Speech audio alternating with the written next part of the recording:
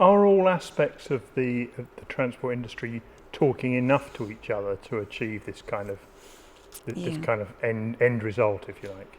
So, mainly on the environment, we cooperate with the industry very closely. You know, I mentioned that we have 10,000 and more international standards that have to be approved by 191 states, but we have many, many international organizations that work daily with ICAO because we want standards that are really applicable, that are being used really by those that have to implement the standards.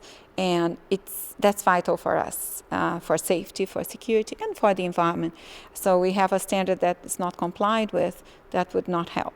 So we are very engaged with the industry, but we also very engaged with other stakeholders such as the NGOs, the environmental NGOs. We have in our environmental process in ICAO a coalition of NGOs throughout the globe that come under one umbrella to discuss also with us.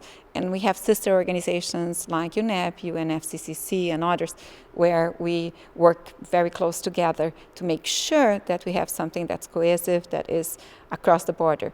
And I think that it's making a big difference. Very rarely you would see a proposal, for example, such as the proposal on the global MBM, that is being supported at the same time by states under the process of ICAO, by the industry, not only the airlines, but the representation of as a whole of the industry with airlines, manufacturers, the service providers, and the NGOs. So I have rarely seen when the environmental NGOs, the industry and states, they are all agreeing that we need to do a global MBM for international aviation, and they are teaming up under one proposal, which is a global offsetting scheme.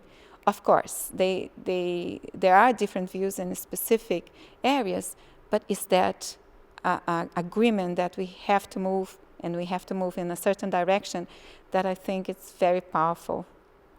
Where does ITF fit into all of this?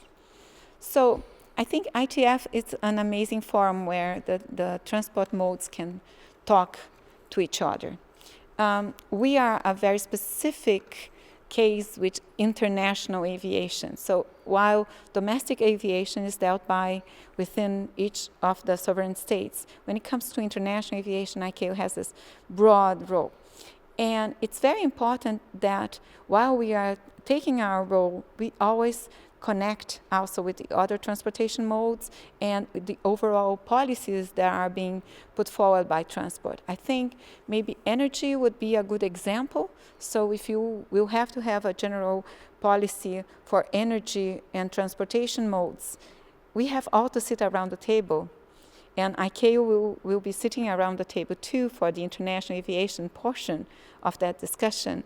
So I think it is a pleasure for us to be here and to cooperate with ITF in what is related to international air transportation, because then we can bring our perspective and we can interact to have the best ever general transport policies that would, in one way, benefit international air transport, but it's good for all modes.